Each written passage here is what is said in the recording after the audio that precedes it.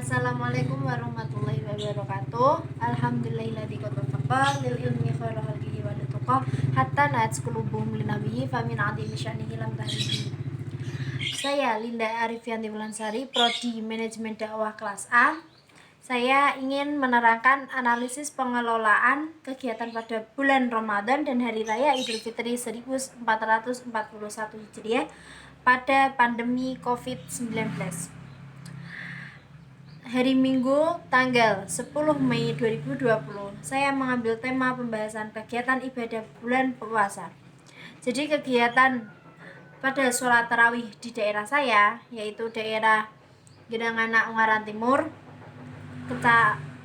Kabupaten Semarang. Kegiatan ini saya lakukan untuk menganalisis dari bulan Ramadan ini dengan tahun-tahun sebelumnya. Jadi analisis kegiatan ibadah sholat tarawih pada tahun sebelumnya. Kegiatan ibadah sholat tarawih dilakukan di masjid, di desa, dan musola-musola terdekat warga. Biasanya sholat tarawih dilaksanakan mulai azan isya dan dilanjut sholat tarawih.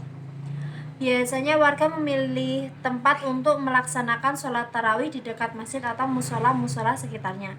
Analisis yang terdapat di musola dekat rumah saya adalah musola yang berada di kawasan pondok pesantren. Jadi musolanya luas dan biasanya ketambahan antara santri putra dan santri putri. Dan yang kedua, analisis perbedaan kegiatan ibadah sholat tarawih.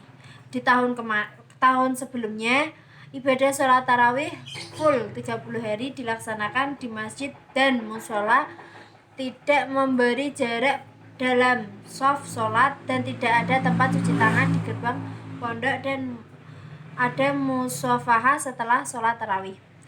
Di tahun sekarang karena kita terjadi pandemi COVID-19, ibadah sholat tarawih full 30 hari, tapi ada jarak 2 keramik dalam shafnya dan ada tempat cuci tangan, tidak membawa masker dan tidak musafah setelah selesai sholat tarawih. Setelah suara azan, kita melakukan sholawatan baru melanjutkan tarawih dan tadarus. Tapi di tahun ini tidak ada, kayak setelah azan itu tidak ada sholawatan atau kayak ada jedanya, langsung dilanjut sholat isya dan sholat tarawih dan tidak ada bacaan tadarus. Kita diadakan bacaan tadarus tapi tidak memakai pengeras suara. Jadi kita membaca tadarusnya pelan-pelan agar tidak diketahui oleh warga lainnya. Dan di tahun kemarin musola biasanya rame atau tempatnya itu full sampai belakang. Tapi di tahun ini karena ada pandemi, jadi musola sepi, kebanyakan sholat tarawih di rumah masing-masing. Langkah pengurus masjid guna menanggapi instruksi pemerintah tentang adanya physical distancing saat ibadah, tetap mengadakan sholat tarawih di musola, tapi tidak ada kegiatan kultum setelah tarawih dan musafahah. Sebelum sholat tarawih atau sebelum sholat isya, kita diwajibkan untuk cuci tangan yang sudah disediakan di tempat itu. Inisiatif pengurus masjid.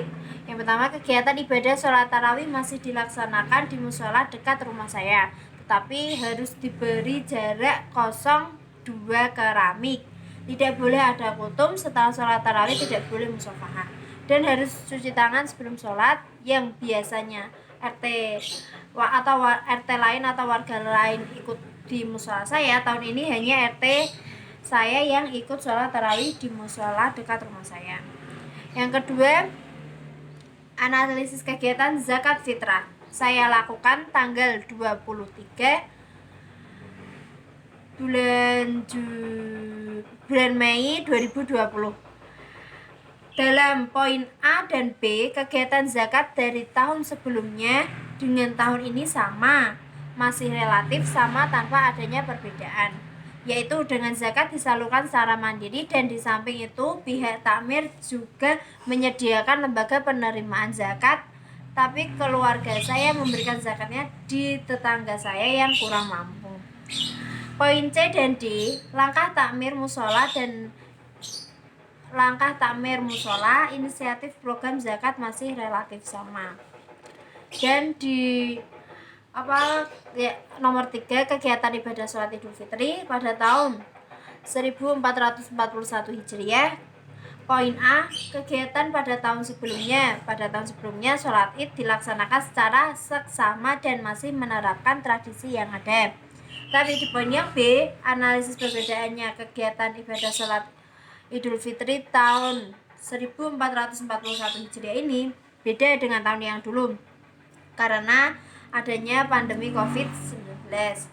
Jadi tahun dulu itu dilaksanakan pukul 7, tidak memakai masker, tidak dijaga anggota polisi, juga melaksanakan musafahah setelah sholat Idul Fitri. Tapi di tahun ini kita melaksanakannya tidak melaksanakan seperti tahun kemarin. Jadi kita ada waktu beberapa menit untuk pemberitahuan atau penginformasian dari pihak kesehatan. Memakai masker, dijaga ketat sama polisi karena di daerah saya kan itu kan banyak warga yang bukan orang asli sini. Terus setelah sholat Idul Fitri kita tidak melakukan musafahah sama sekali. Di poin C, langkah pengurus masjid guna menanggapi instruksi pemerintah tentang adanya physical distancing kegiatan ibadah sholat Id 1441 Hijriah, penerapan dalam memakai masker, cuci tangan dengan sabun dan jarak 1 meter pada jamaah. Poin yang D, inisiatif pengurus mushola terdapat pelaksanaan ibadah sholat Idul Fitri 1441 Hijriah. Pengurus mushola menambahkan jumlah ruangan, yaitu jumlah ruangannya kita tambahi di kayak sekolah TPK guna menerapkan physical distancing. Jadi kita memakai ruangan yang itu ruangannya itu buat sekolah pagi dan juga buat sekolah sore, tapi kita pakai untuk melaksanakan sholat Idul Fitri. Dan yang nomor 4, kegiatan halal bihalal atau silaturahmi di kampung saya. Jadi poin yang A, kegiatan pada tahun sebelumnya, kegiatan halal bihalalnya pada tahun sebelumnya sangat ramai banget karena kita belum ada wabah-wabah seperti ini. Dalam artian halal bihalal dilakukan dengan mengunjungi keluarga atau tetangga selalu penuh, jadi semuanya tempat itu ramai. Alhamdulillah di daerah saya orang tetap semua ada kita silaturahminya paling di RT sebelah. Dan poin yang B, analisis perbedaan kegiatan halal bihalal yang tahun dulu atau tahun sebelumnya itu dilaksanakan secara penuh dari keluarga dan tetangga.